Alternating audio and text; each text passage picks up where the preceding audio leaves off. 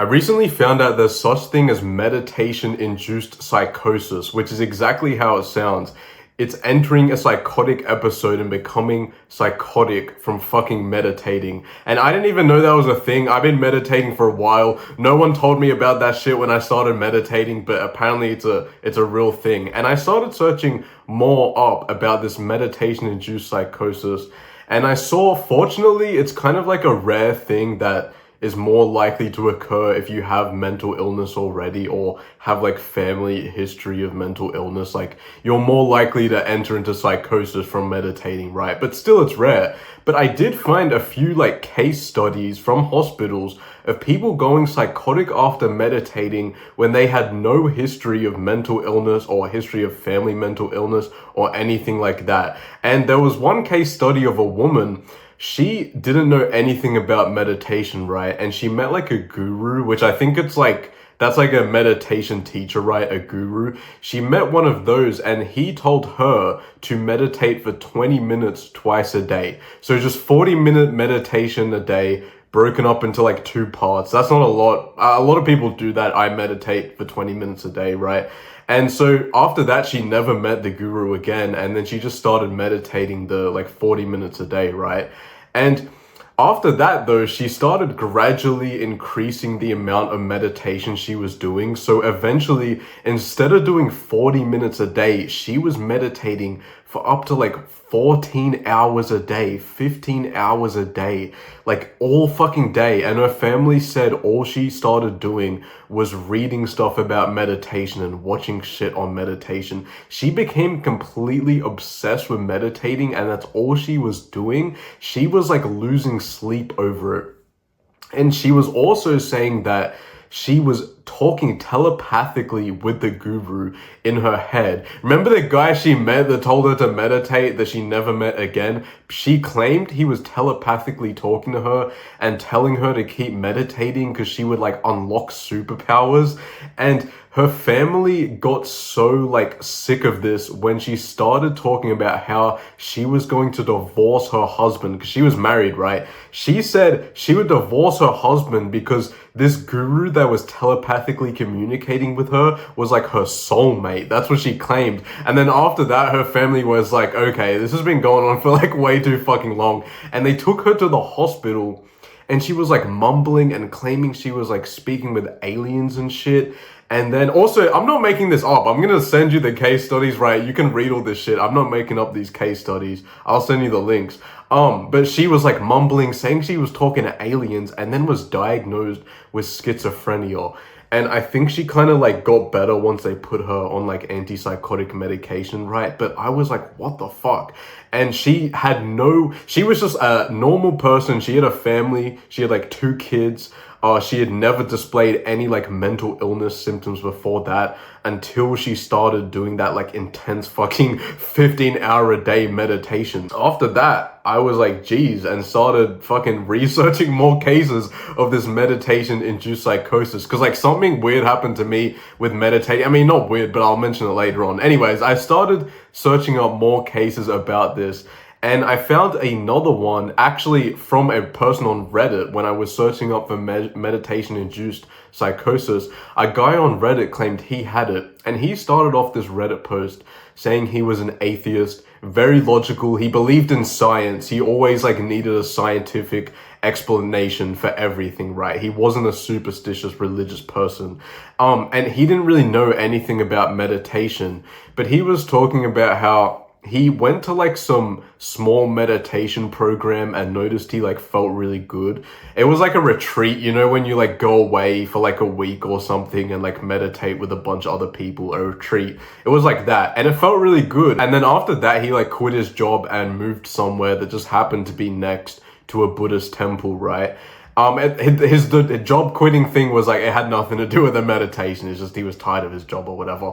And in this temple, he went to another retreat that was like pretty long. I think it was like a week or something, if I remember correctly. And he said it was really good. He recommended it to like everyone else and whatever. And then after that, I think he went to a 3-month retreat in France, if I'm correct. 3 months. So for 3 months, he was just in like some fucking temple or something, meditating every day. And he was talking about how intense this got, and it got to the point where they were meditating 6 to 8 hours a day at this retreat in France. And this wasn't just him, this would have been everyone else, right?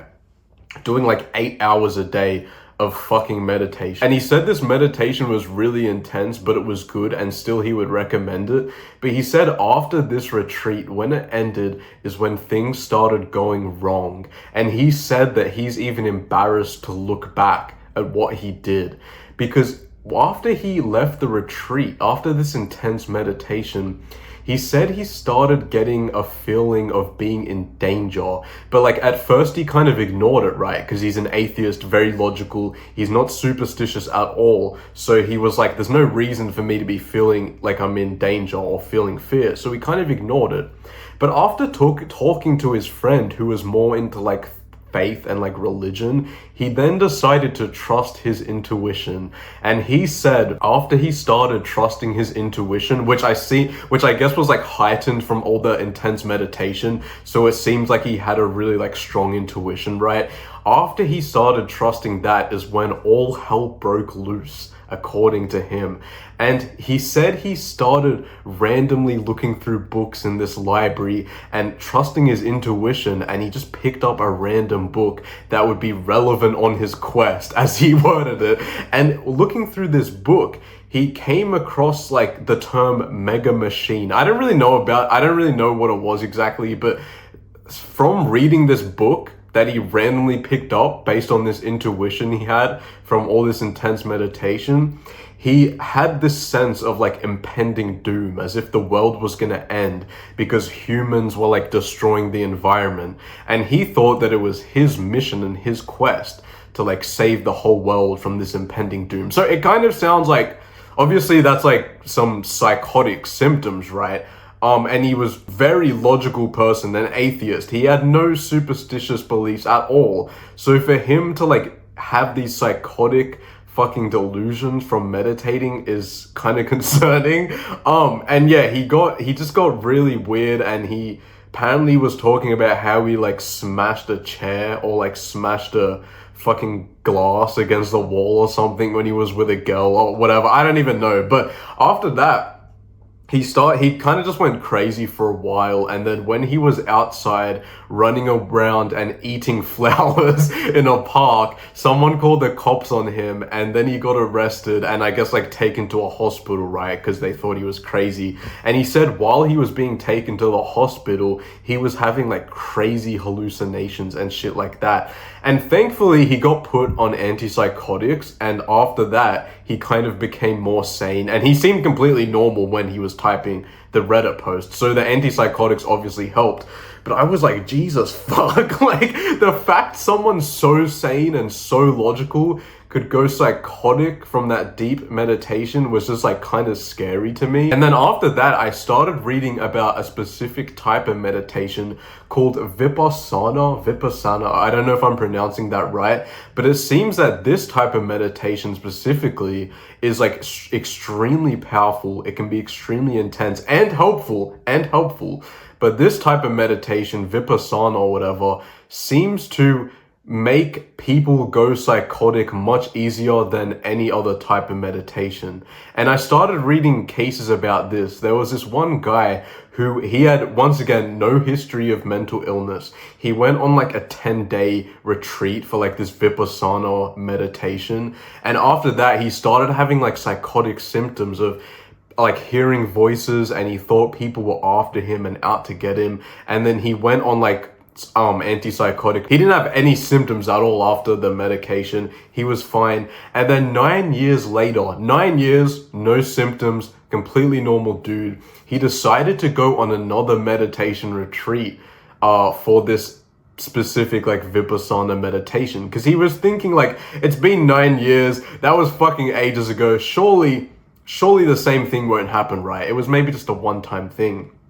And then he went on this other retreat, And right after the retreat, the same thing happened. He then entered into another episode of psychosis. He started hearing voices from the other room. He started thinking his family members were like trying to hurt him and shit like that. But once again, when he got admitted to the hospital and was like really like having delusional thoughts, and they gave him antipsychotic medication, after that he became completely fine. Like the symptoms went away. He obviously had catch-ups and shit like that, but he kept taking the medication. It went away. So, and that's interesting as well, because he had no prior history of mental illness, like nothing like that, and the meds made him fine. So it was like the specific intense meditation just like brought out the fucking schizo in him, bro. And it was crazy. And all these cases, although they were rare, they got me thinking about my own meditation experience.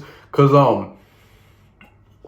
there was like, when I first really started getting into like heavy meditation, right?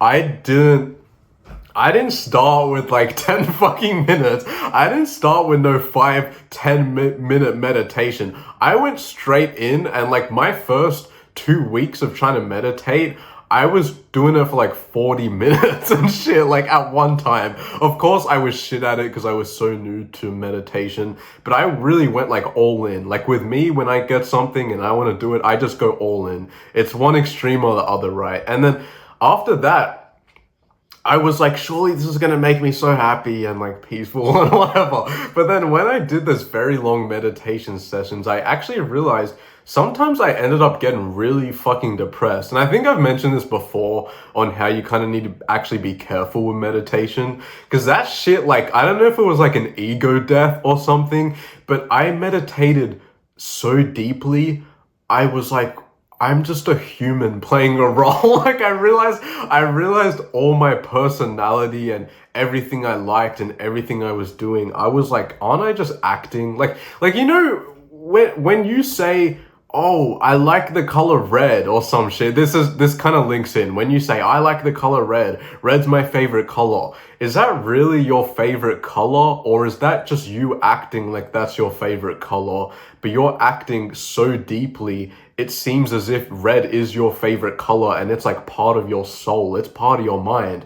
But really, if you think about it, you're acting like red's a favorite color. If you kind of lie to yourself and say yellow is your favorite color tomorrow, and you keep repeating that yellow is your favorite color, you'll probably end up finding that eventually you'll convince yourself yellow is your favorite color, and the whole time, it never really was your favorite color. Like you were just acting like it was on a really deep level. I don't know if that makes sense or if that sounds really schizophrenic, but I basically had this realization after meditating so deeply, like after going into it way deeper than I probably should have as a beginner, that I just realized it was like everyone's just acting, everyone's playing a role.